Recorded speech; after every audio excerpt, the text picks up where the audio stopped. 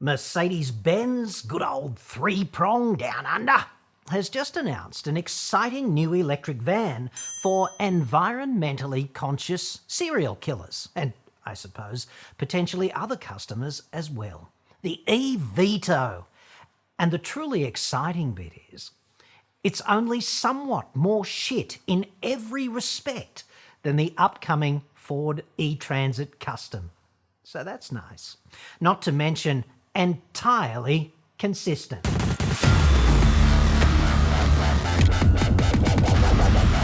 I'm John Cadogan from AutoExpert.com.au and I get new cars cheap. Australia only, dude. Website. Card. Now, general advice, I suppose, to marketing and PR professionals everywhere on earth. Do stop trying to be so clever with your next EV. It's just not working. Three-prong vans Australia customers can now take charge of their next purchase with the much anticipated arrival of the new eVito.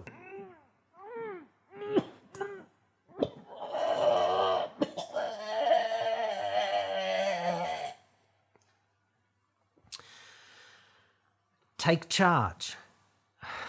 That's almost as bad as Ford's bullshit allegation that the, quote, all-new, all-electric e-Transit Custom is set to spark the EV revolution. Like, if your 12-year-old committed that in an English assignment, perhaps you'd give him, I don't know, another fucking medal for mediocrity. But aren't we all trying to be grown-ups here? Like, dude, drop the vegetables. Just saying. Get both hands on the job. Three prongs eVito shitbox Zodiac versus Dirty Harry abduction E-van is equipped with, incredibly, 20% less battery than the upcoming Ford e-Transit Custom, as well as 47% less power and 13% less torque. Yes, hat trick. The eVito panel van solely utilises an electric motor, sending an impressive 85 kilowatts of power and 360 newton meters of torque from the 60 kilowatts per hour battery pack to the front wheels via a single-speed transmission. eVito 85 kilowatts, e-Transit 160. Dearborn is most grateful, Stuttgart. Pro tip. There is no such thing as, quote, 60 kilowatts per hour battery pack. Like, out of respect for everyone who did actually pay attention at school, you'd think three-prong Australia could actually bother to get the units right. Like, kilowatt hours. They're on every electricity bill you have ever received. Kilowatt hours are not new. They're kind of new in cars, but they're certainly not new in life, are they? Three-prong is supposed to be an engineering company. Kilowatt hours are simply not the same thing as kilowatts per hour. Scientific literacy is shit in this country. Properly, disgracefully shit. That's all I'm going to say on that. Crappy new eVito is also pooped upon from a considerable altitude by the filthy planet-killing diesel Vito, which offers 65% more power and 22% more torque. Data there from Redbook for the 2022 dead dinosaur-powered Vito 119 CDI. This, of course, is not exactly how three-prong actually sees it. That's further reinforced by the bullock-like pulling power of an electric motor that shoulders the heavy lifting. Well, be still, my throbbing buzzword generator. To be fair, I do think there's tremendous enthusiasm for pulling generally throughout the entire Daimler empire. But when you deep dive into this issue, according to agricultural scientists in India, where bullock power is commonplace, the average power developed by a pair of bullocks for farm work is about, have a guess, have a crack, dude, how much? 2 bullock-eye, how many horsepower? Have a crack. It's 1 horsepower. and Daimler peanuts. That would be half a horsepower per beast, or roughly 400 watts apiece. 0.4 kilowatts for a Bullock. So, to senior communications professionals at Daimler, I would say, eVito is quite poor on power, agreed there, but not quite as shit as you have made it out to be here, dudes. Estimated driving range of up to 262 kilometres NEDC between recharging. This is a PR masterstroke, an excellent PR strategy in play right here. They are using the oldest, most outdated driving standard, which is also the most misrepresentative of EV range in the real world and which has not been updated since 1997, which is only a quarter of a century out of date. And it seems to me they're kind of just hoping that nobody notices or at least calls them out on it. Unfortunately, however, an horrible unkempt bastard in a cave in Shitsville who would not take Three Prongs advertising money if it was thrown at him by a howitzer just did kind of notice.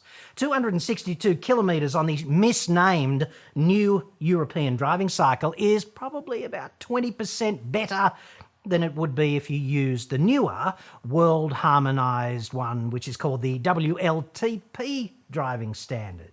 So, shitbox eVito NEDC of 262 Ks would be kind of ballpark, about 210 Ks on the newer WLTP one. And the Ford e-Transit thingo manages to acquit itself with 380 Ks on WLTP, which is just 80% further. I did a whole report on the Ford one when Ford Shitsville Ops Command started to prick tase, which is like a taser from a pornographic movie. When they prick tased it recently, which was something to see, I'd have to say. I'll put a link kind of up there if, dementia doesn't get me first. Where were we? Shitbox eVito has a payload of 882 kilograms and a GVM of 3,200, so it weighs a massive 2.3 tonnes, kind of dead empty. So that's about 100 kilos less than a Land Cruiser GX wagon. And you have to ask yourself, what are we hoping to achieve here? Like, save that planet with tons upon tons of extra raw materials exploited with every new virtuous EV manufactured. I guess that's one way we could think about doing it. Prepubescent eVito is 400 kilos heavier than the dyno juice-burning post-pubescent Vito, okay? And it offers roughly 200 kilos less payload. So, well done there, dudes. Engineered like no other van. We can claim that hand on friggin' heart, can't we? On fundamentals like things you can carry, the weight, and of course the range. A direct current fast charger of 80 kilowatts can top up the battery pack from 10% to 80% in as few, you peanuts, as 35 minutes. Weasel word disclaimer 1. Well, call me a cynical old cock if you must, but I am always rather keen to know the detail of these numbered disclaimers, hidden in 4-point Helvetica extra fine and buried at the bottom of the Mariana Trench. Indicative charging times are indicative only and can vary depending on many factors, including but not limited to ambient conditions, auxiliary consumables, for example, seat heating and air conditioning, and capabilities of charging infrastructure capacity and or supply. So, if you are en route, so to speak, with Tiffany to for an urgent meeting with Albo or something, and you've got a box of fresh rubber dog shit to deliver and Parliament resumes tomorrow, so let us not dilly-dally, it has to be there, whatever. You might decide to pull off, so to speak, at Charge Fox Station 4030 in the shadow of the mighty Supermax prison in Goulburn, which is north of the abattoir and south of the sewage treatment plant. That one is 50 kilowatts DC, which is pretty common out there in regional Shitsville. So let us think about that. If 80 kilowatts times 35 minutes is about, take away the 1, 47 kilowatt hours, then a Supermax Electron Splash and Dash, well, it's going to take you more like an hour, dude. And you're not going to get from Sydney to Albo with your very important box of elastomer dog turds in one hit, because NEDC to WLTP to reality is something of a cascade, some would say shit sandwich of downscaling, and you're going to have to knock a bit more off for fudge factor fine print disclaimer number 1, aren't you? You must pull off, dude, and stop and wait. In other words, I've pulled off there many times, I'd have to say. It's becoming a habit. You'll have time for dessert afterwards, is basically what I'm saying. You'll be there a while. And also, like many EVs, 3-prong has limited the 3-phase charge capacity of balls yet to descend eVito to exactly half of what 3-phase power can actually supply. See, 3 phases of 240 volts at 32 amps per phase is 22 kilowatts in total. That's what 3-phase power can supply out of the wall in Australia. But prepubescent eVito can only accept 11, not the full 22, not yet anyway.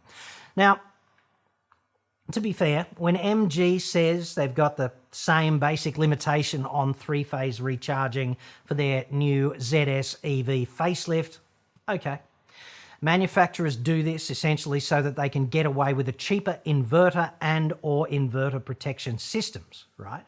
When Hyundai and Kia do this for the same reason on Ioniq 5 and EV6 respectively, that's kind of almost okay, but they are pretty expensive vehicles, and frankly, I would have expected just ever so slightly more there, like double the capacity.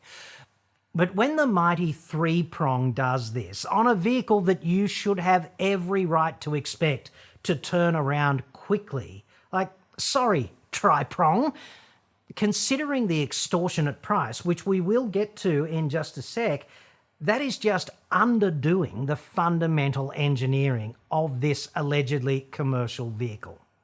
According to 3-prong, going from 0 battery to full is likely to take 6.5 hours at 11 kilowatts on 3-phase at maximum electron swallow capacity, which would be basically overnight, wherever your balls yet to descend eVito is routinely parked, if 3-phase power is available there.